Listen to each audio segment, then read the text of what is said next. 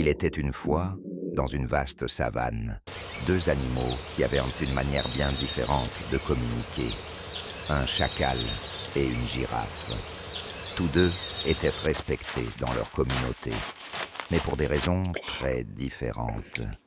Le chacal, avec son allure agile et ses dents acérées, symbolisait une manière de communiquer qu'on pourrait qualifier de réactive.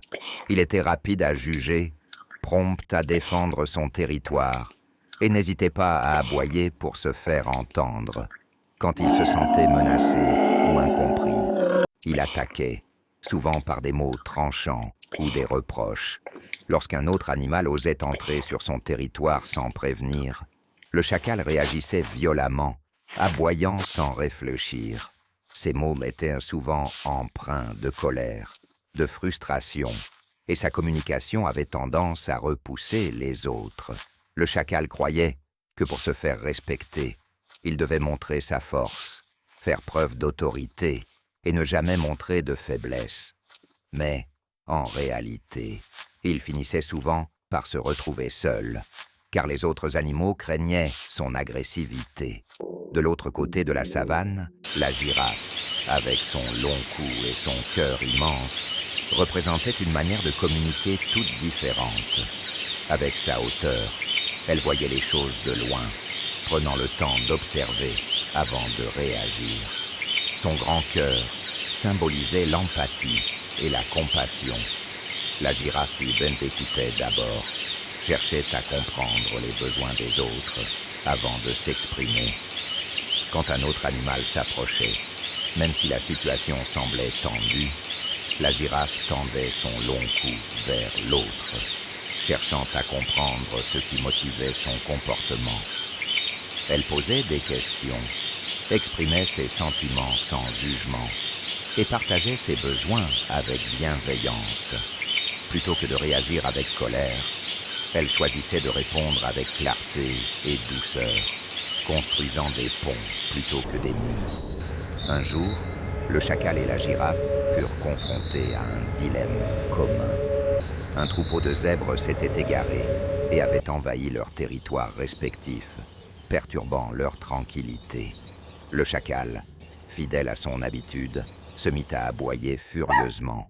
Les zèbres, pris de panique, s'éparpillèrent dans toutes les directions, créant encore plus de chaos. Le chacal, épuisé de ses propres cris, finit par s'isoler, frustré que personne ne l'écoute réellement. La girafe, quant à elle, approcha calmement le troupeau.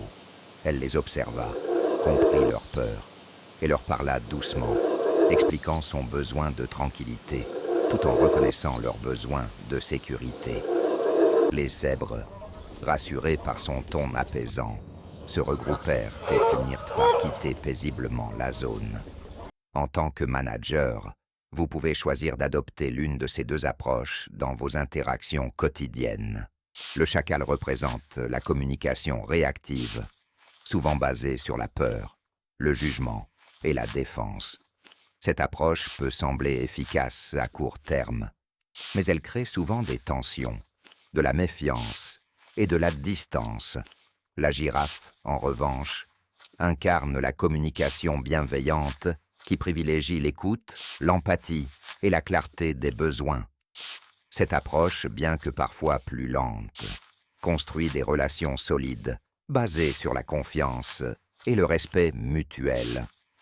En adoptant la posture de la girafe, vous apprenez à voir, au-delà des réactions immédiates, à comprendre les motivations profondes de vos équipes et à répondre de manière à favoriser la coopération et l'harmonie.